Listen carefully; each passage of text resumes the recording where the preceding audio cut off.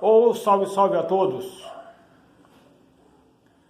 Então hoje eu quero fazer um comentário a respeito da escravidão. Que muitas pessoas só ouvem falar, mas talvez nunca tenha estudado nem visto alguma matéria com mais profundidade dos fatos.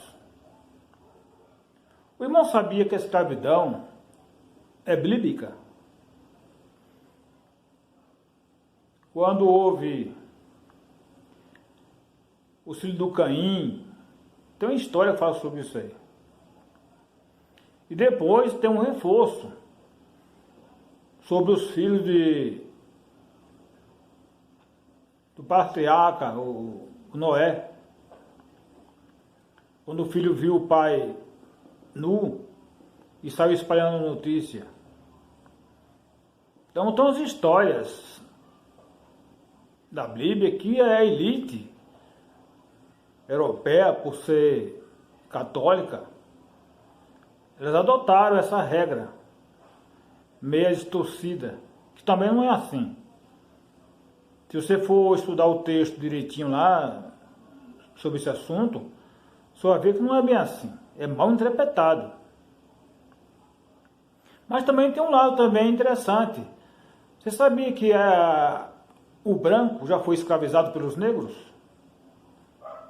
Tem uma história lá do Egito antigo, os primeiros faraós, segundo as histórias, eram negros, e os brancos eram escravos.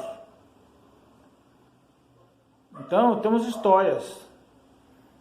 Depois, com o decorrer dos séculos, é que a coisa inverteu. Só que eu acredito que a vingança foi maior. Porque se você pegar a história da escravidão,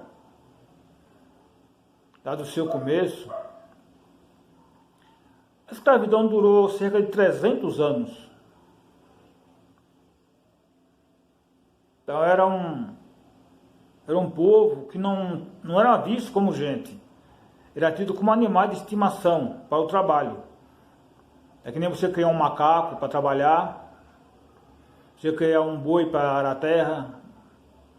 Era assim, era visto assim, por causa da cor. Porque segundo a lenda bíblica, não é filho de Deus. Então aí tem uma história meio complicada.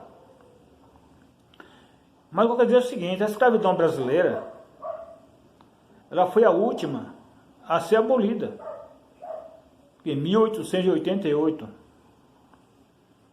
Mas os escravos ficaram, Deus dará, ficaram ao jogo da sorte. Como até hoje existe discriminação racial, como até hoje existe a maioria dos negros tudo pobre. São poucos ricos que tenham recursos financeiros, serão ricos. Mas também já houve um barão negro que também era dono de escravos. Na época da escravidão. Ele era negro, mas era dono de escravos. Porque segundo a lenda, quando ele foi batizado, trocaram o sobrenome dele. Era o barão de Guaraciaba. Barão de Guaraciaba. Foi um dos maiores ricos do Brasil, nessa época da colônia.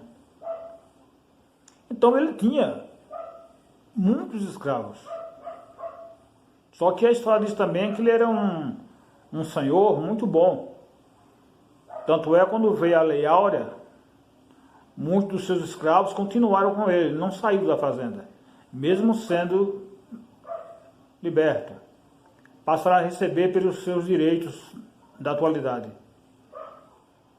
Então, meu irmão, a história brasileira sobre a escravidão também nos remonta à Santa Inquisição, que matava as pessoas queimadas nas praças públicas, colocava as pessoas nas masmorras, com todos os tipos de torturas que você possa imaginar, esfoladas vivas, queimadas vivas, com ferro quente, esquartejadas vivas. deixar no esgoto para ser ruído por baratas e ratos. Então, meu irmão, a história humana, ela é caótica. Aí você pega a Primeira, a Segunda Guerra Mundial, é coisa triste, cara, sabe? A situação humana. Hoje nós temos uma filosofia, nós temos uma ciência bem arquitetada, com uma nova roupagem de entendimento, mas as práticas dos nossos políticos, dos nossos religiosos, dos nossos cientistas, dos nossos filósofos, se remontam ao século XV, século XVI, até o século XVIII. Não mudou nada, eles apenas mudaram a maneira. Em vez de usar da violência, do tronco, da chicotada, eles inventaram uma cultura, que é poder com a canetada resolver o problema. Hoje você tem que ser registrado com o seu CPF, é o que vale, você só vale pelo CPF. Através do CPF você sabe quem é você. Se você tem dinheiro, se você não tem, se você tem uma boa posição social, se você é apenas daquela classe dos pobres, dos miseráveis. Através do CPF. Então eles evoluíram. E os negros ficaram mais pobres. Porque são poucos, meu amigo. Poucos negros que são ricos, de posições sociais, são poucos. Enquanto isso, a elite dominante é toda europeia, nosso país. Todo mundo sabe disso. Toda a nossa elite são descendentes de gringos. É quem está no poder, é quem determina as coisas. Então, na minha concepção, a escravidão nunca acabou. Ela apenas evoluiu culturalmente. Se isso pode ser chamado de cultura. Porque, segundo eu sei, a nossa civilização ela é artificializada e não culturada.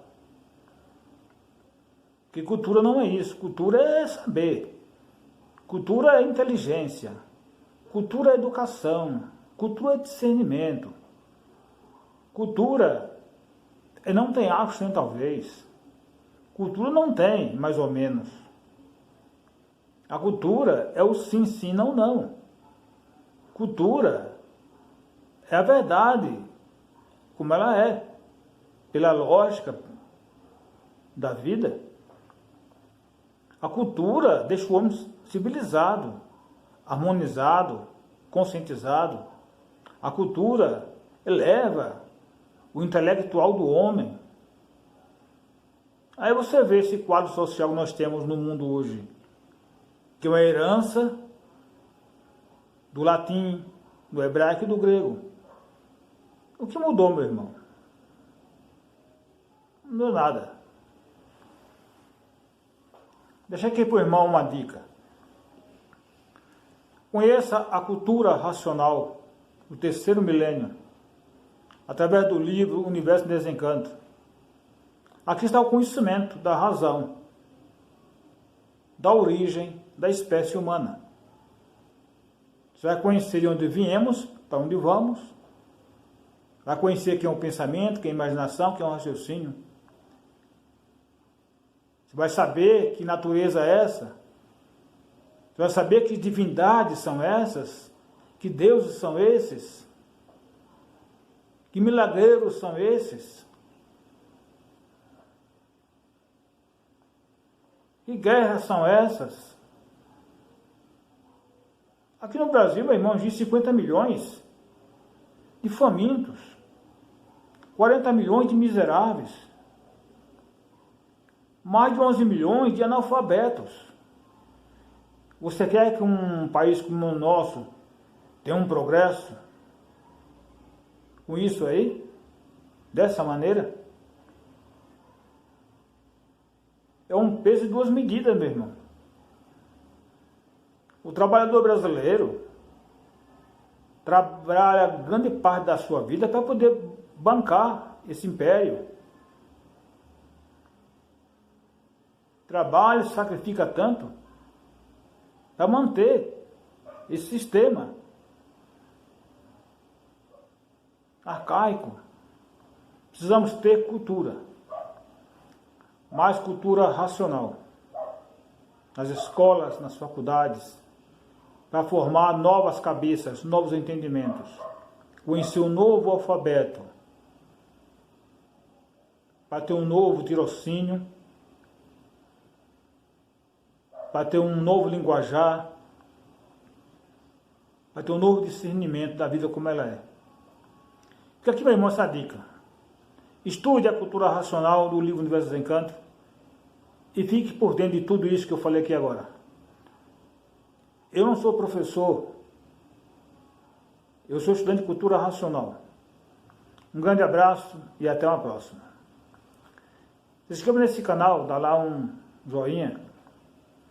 Aí embaixo, inscreva-se. Um abraço.